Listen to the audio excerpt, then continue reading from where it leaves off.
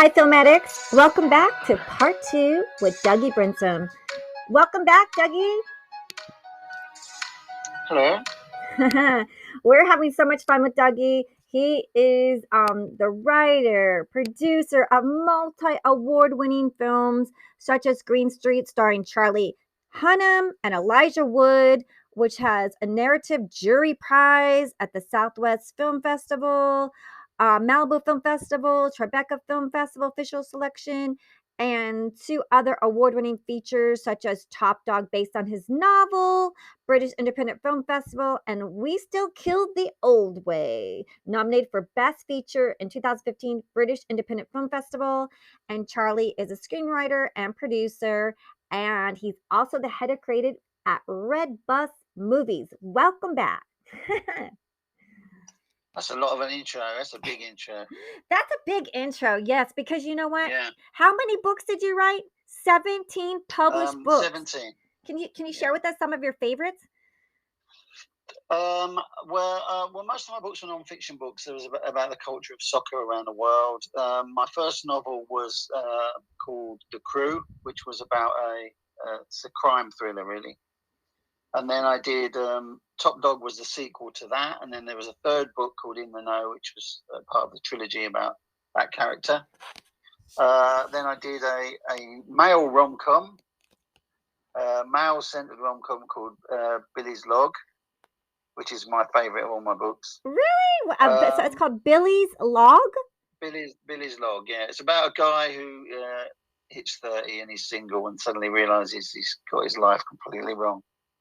Well, he got women completely wrong.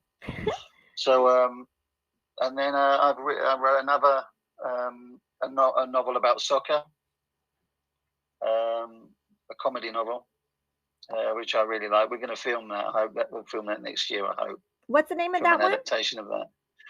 It's called Wings of a Sparrow. The Wings of a Sparrow. Yeah. And what's that one about? It's about a guy. Oh, it's difficult if you don't understand soccer, but it's about a guy who it's kind of Brewster's Millions. It's a sports version of Brewster's Millions, if you remember that. You know, it's about a guy who inherits his local soccer club, the rivals of his local soccer club, and he has to improve them for a year to inherit a fortune. So, and it's about a love of soccer and all the stuff that goes on with it, and family, and it's good. It's funny. It sounds amazing. And just loads of non-fiction stuff. Really boring. It pays the bills. No.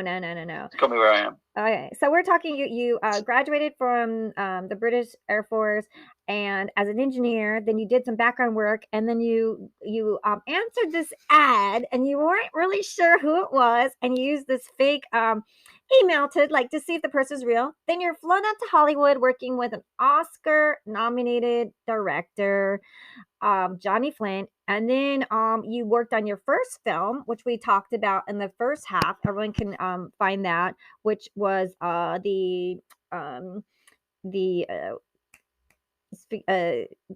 you call it? Green Street. And then after that you learned so much and decided you were going to do. So can you share with us your next script and that film and how that all came together? What happened was after Top Dog, after Green Street, I kind of got disillusioned with film. I went back to writing books, and it was about another 6 years before I did another script. I wrote a couple of scripts in the meantime, but they were just for me. And I'd pump them out and nothing would happen with them. So I'd put them, in my in tray and they'd gather dust. And then I was approached to adapt Top Dog. That was in 2014. So it was a few years later. And that was okay. It was an okay experience. So I did We Still Kill the Old Way after that. And then that became, there was all sorts of problems with money, surrounding money, and it got into a legal minefield. And so I'd had enough then. I went back to writing books. And then someone approached me probably 2 or 3 years ago to develop a TV series about a pandemic, ironically. Oh, wow. And so, we worked on that, got it all going, and we said, I really liked it. I really liked the idea, the way everything happened. So we pitched it out. And then we had a real pandemic. And of course, programs, TV dramas about pandemics became not particularly attractive to broadcasters. So we put it on the back burner, and then we thought, well, we work quite well. This has worked quite well in terms of developing. And he said, the guy I work with said, what else have you got? Have you got any more scripts? So I pulled out all these scripts, and he read a few, and he just simply said, what are you doing with these? And I said, well, nothing. They're just dead. And he said, well, why don't we form a company and make them ourselves? And this was during the lockdown. This was in March 2021. And I said, well, why not? And so we formed Red Bus Movies. And literally within 2 days of sending out our first pitch, we had a bite. And that movie is called The Battle for Stavey Manor. It's a comedy. It's got Dame Joan Collins attached to star in it, of Dynasty fame.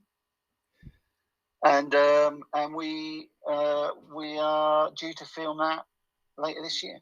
Wow. So you got incredible. That's within 18 months we'll be up and running. yeah. And then we've got the pandemic TV series. We readapted to make it more of an environmental thing. Yeah. And we've literally just this week done a deal for that. Congratulations. But I want to make sure everyone heard everyone. So The Gentle Sex, that is your screenplay. The Gentle Sex is slated to film in March 2022, starring, I want everyone to make sure they heard that, Dame Joan Collins from Dynasty. Wow. Like, I mean, legendary. Legendary. That's going to be amazing. I can't wait to see it. Well, we hope so. It's all about the finances at the moment. But we filmed we did a day's shooting with her to film just a little teaser. And she was fantastic. She was absolutely fantastic to work with. She was great fun, very funny, just as you expect her to be. And so we're all very excited about it. We just need to get the finances wrapped up and get it over the line. Oh, wow. Do you have distribution yet, or sales or anything like that? It's all being put together, but it's all about, getting the financing. Getting the budget to get it made at the moment is the big thing. We're nearly there. We're almost there. Oh, that's wow. And as do you have can you give us any do we have who her is there going to be obviously a love interest? Do you know who her love interest? Are you still working on that? There is no love interest. No, there is no love interest at all. No, it is the story is essentially about 4 old ladies, of which Dame Joan Collins is one, who are all retired World War II agents. It's set in the 1990s. They're all retired agents, and their home, where they've lived since the war together, just the 4 women, their home is inherited by a property developer who wants to evict them. Oh, man. And they don't want to go. They won't go at all. And so it becomes like a geriatric Home Alone. It's very funny. There's lots of explosions and stuff like that. So, oh my gosh, it sounds hysterical. Wow, that's going to be fun. The script's, I would say this because I wrote it, but the script's great. Everyone's really excited about it. So it'll be good fun. Yeah. Good fun to do. Wow, that sounds like such amazing. And so what was it like putting your company together? Because that congratulations, like finding the right partner and working together. Do you want to share a little bit about your partner? Because I set the company up. He didn't want to be because he's not from the film business, the film industry at all. He's a property developer. He just had this idea for this pandemic thing.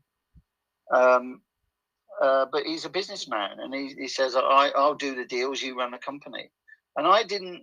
We've set it up not so much as a production company. We co-produce with other companies. So basically, I'll develop the script and the story, and then we'll find someone to develop it with. In the case of The Gentle Sex, which is we've had to rename The Battle for Stavey Manor. We're working with a company called Evolutionary Film in London. who are brilliant. You know, they're really, really good. And they do all the heavy lifting. They do all the crewing and stuff like that. I just do the film side of stuff, and the promotional side, and we work and try and raise the money and all that sort of stuff, which is tough. Yeah, Tough. it's a lot of work, like producing.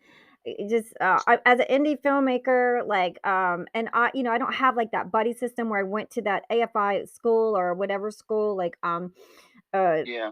where you have that buddy system, like we're best friends, a DP or anything. So each time I had to go find a new DP and the cast and the crew and Yeah. the sets, and I'm doing everything. So I wanted to direct, but I ended up being the producer because I had to find the sets, the locations, the cars, the props, the actors, the DP, the I had to be my own Yeah. PA, my own line producer, my own script supervisor. Oh And God. and then so everyone's like, "You make a great producer." I'm like, "But I wanted to." My directing goes out. Like how much you can only do what you Yeah. can do. But I love directors so much. And speaking of that, you have a favorite director that is one of your favorites that you love? I don't really. I mean, it's I'm not. For me, it's all about the story. I mean, it, it does. I'm not really bothered about who directs anything. I'm just interested in the story. Um, I like to be entertained at the movie. That's my big thing. I mean, Spielberg is is the obvious one to say because his movies are pretty much entertaining, and they're actually filming near me at the moment. They're filming the thing about the Eighth Air Force near me. Um, but I'm not really a director person or a writer person. I kind of, because I think it's because I came fairly late to the industry. I'm not one who's kind of been influenced by that much, other than what I like personally.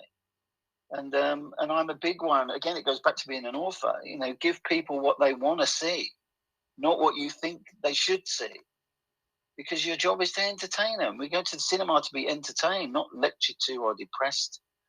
You know, and especially now coming out of the back of a lockdown, cinemas are great places to go just for escapism.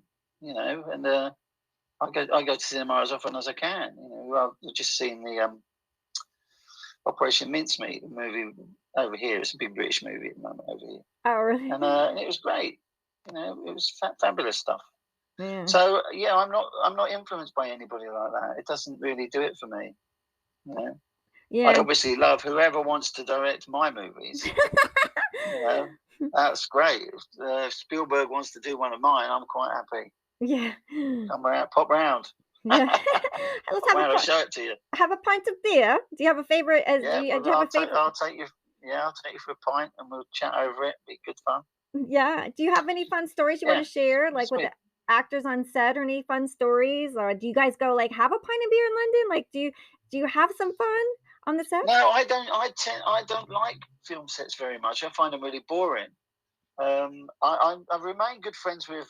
We had an actor in Queen Street called Leo Gregory.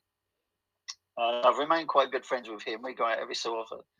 And but the problem is when he starred in Top Dog as well, and I'll want to do another movie with him because he's a great bloke. But the problem is in Europe, and particularly in the UK, Green Street was so big that whenever you go out with him, you're just bombarded with blokes who say, "Oh, you're Bobber from Green Street," and they just want to have drinks with him and take photos with him and all sorts of that. It's good fun. Oh, wow. But yeah, I just treat, again. I think it's because I came to the industry quite late. I just treat people as normal people.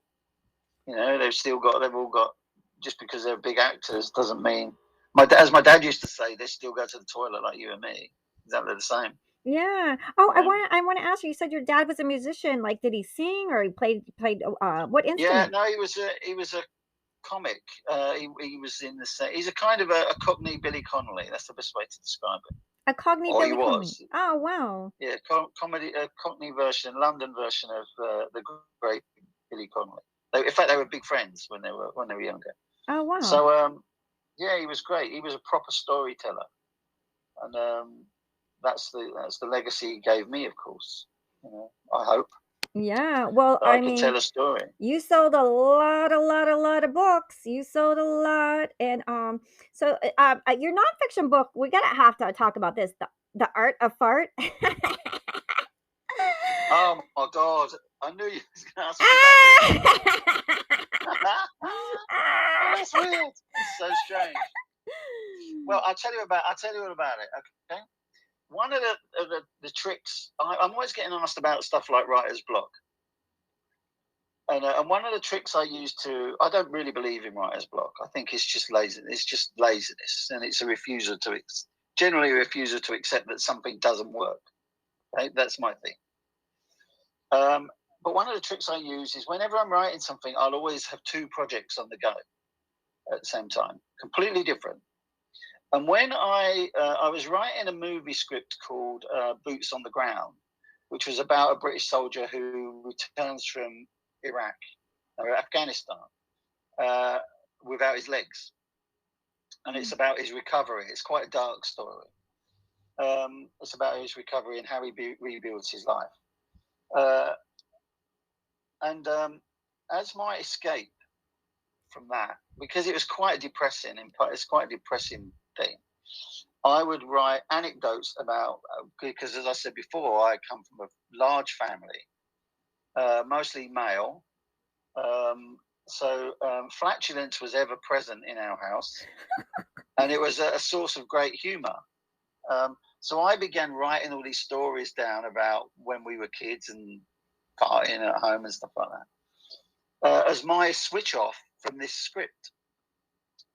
And by the time I'd finished, I had something like 25,000 words of anecdotes and writing about the subject of flatulence in almost like a professor, a fartologist, I called myself. A fartologist, I love it. A fartologist, yeah. And so I got in touch with my publisher and said, look, I've got all this stuff. Would you have a read of it, see what you think? Well, being British, he found it absolutely hilarious. And he said, look, just polish it together and we'll just put it out as an ebook. And that's what we did. I love it. So that's what but it's a really interesting thing when people ask you about the diversity of books you've written. I said, well, I've written everything from, hard-hitting books about the culture of football and racism and violence, and through to a book about fine. Yeah. And it's kind of a spread. It's very difficult to pigeonhole me anywhere. That's it. Yeah, I love it because I write children's books, and I think everyone knows Enchanting book readings. It's top 1% globally, so I write a lot of children's stuff, and because it's all audio, like I was kind of hesitant to do like farts, but so far I wrote the stinks, and so I did it like the baby step, the stinks. And so I was kind of like piffed, piffed, but I go like, cause like it's all audio. They don't see the stories yet. So, but Yeah. people have been asking me because they're like, oh, can you do a story about kids going to the bathroom? So poo, and I think I did some plop plop, but it's so funny. You have so many books, and like I want to ask you, The Geezer's Guide to Football. That sounds fun. I love the name, The Geezers. Yeah, it's a parody really about being a guy who how you follow a football club as a bloke, as a geezer. It explores it again from a professorial manner about how to do it. It's good fun. I enjoy doing that as well. I think I have something for you. A guest of mine came on. I'm going to talk to you about this, and you're hearing it live on air development. I have a story for you because I had a guest on Girls Guide to Investing podcast.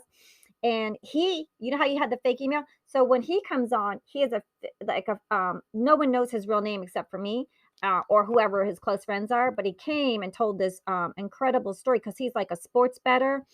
And so he's in that football sports world.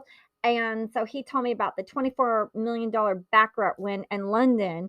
And I think it's like Ocean's 11 meets Pretty Woman. So I'm going to talk to you about that because I know you're going to like it. But I think you will.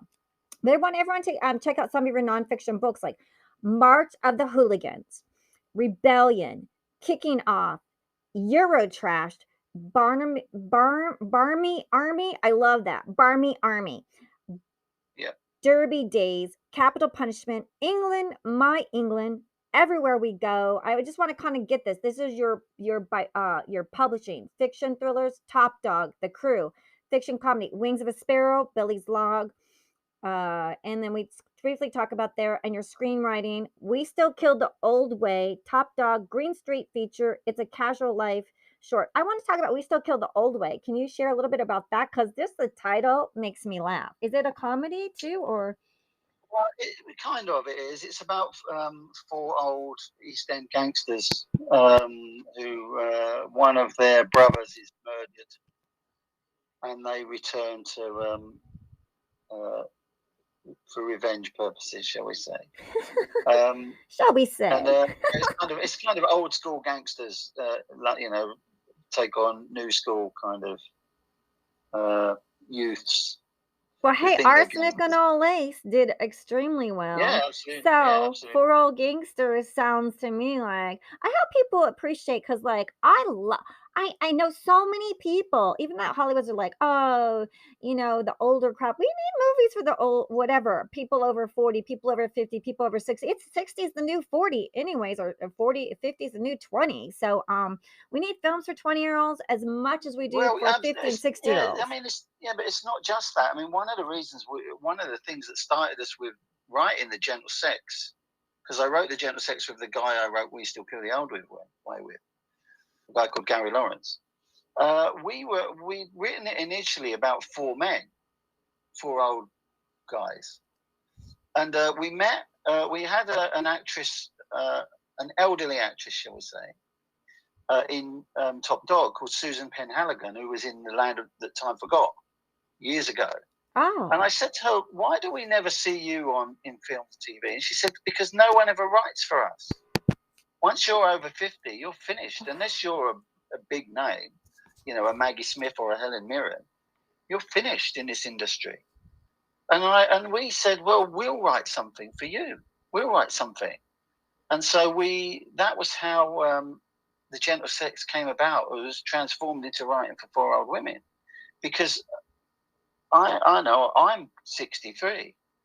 I love these old actresses, and it's criminal, not just in the UK, in America, in the US as well.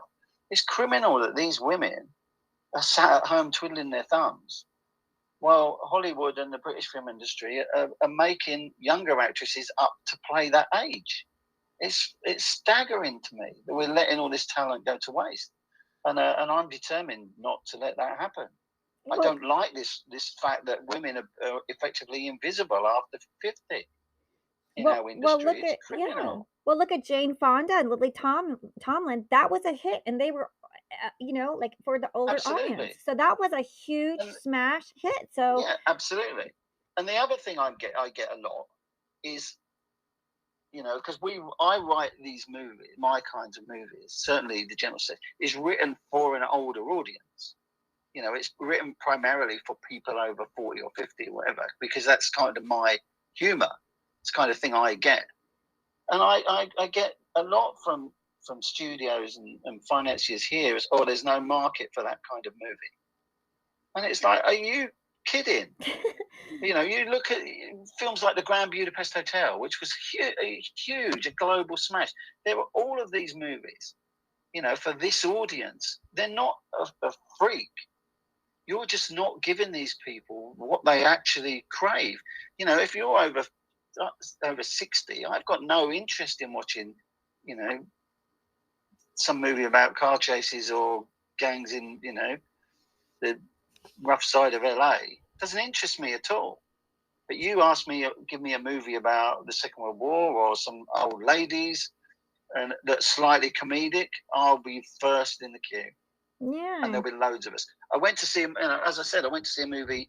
It's a remake of a Second World War movie the other day, and 2/3 of the audience in that cinema are over 50. Yeah. Because we want to go to cinema, because we used to go into the cinema. We like the cinema. Yeah. So we need people to start giving stuff for us.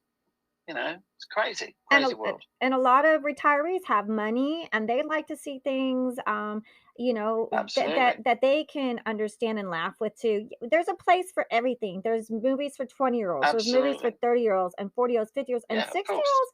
I think is not if bigger audience or equal to, because on the podcast the biggest rankings are like the 60-year-old listeners, and then like the 30-year-old listeners, because I think all the young kids are doing TikTok every day. So I don't even know if they're watching anything because It proves my point. Exactly. That's the point. Exactly.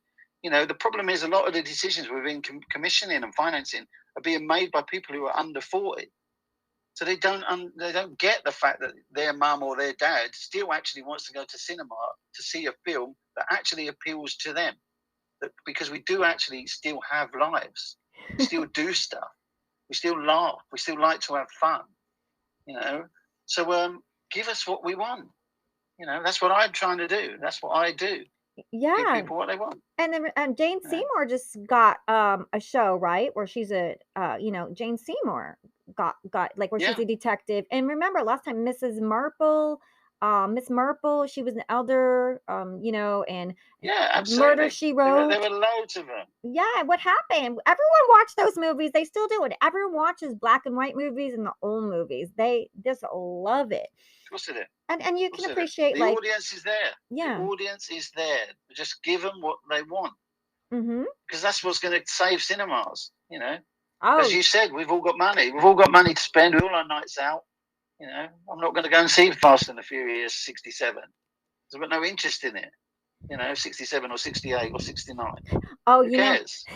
Oh, Dougie, my mom's Italian and she loves Jason Statham.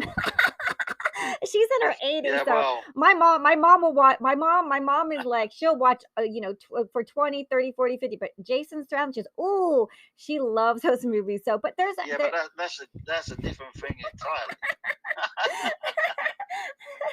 but like I said, Jane Fonda and Lily Tomlin shows a smash hit. Like you said, the Budapest movie is a smash hit.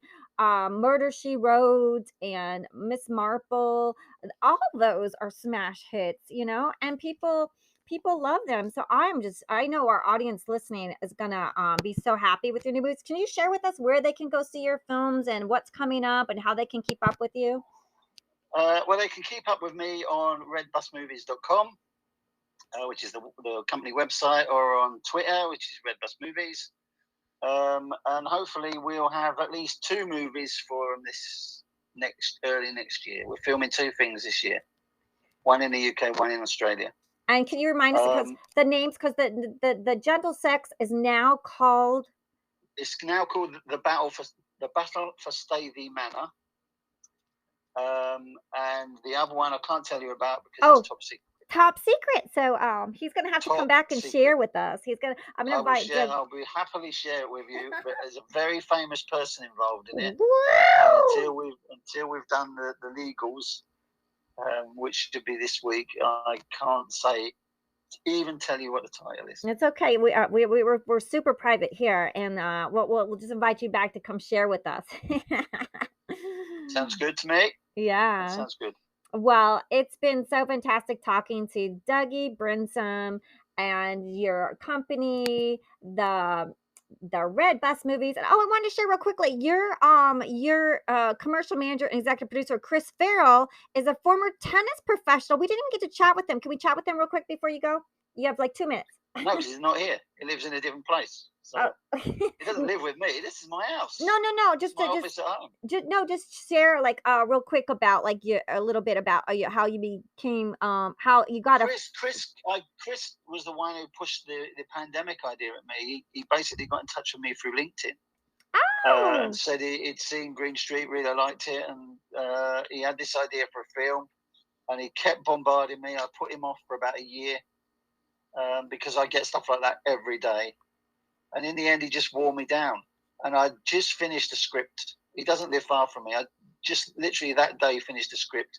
And he said, look, please meet me for a coffee. And I just jumped in the car and went and met him, and we talked it over, and the rest is history. Ah, so wow. I just We've wanted to now, share that with our audience real quick, like how that came about.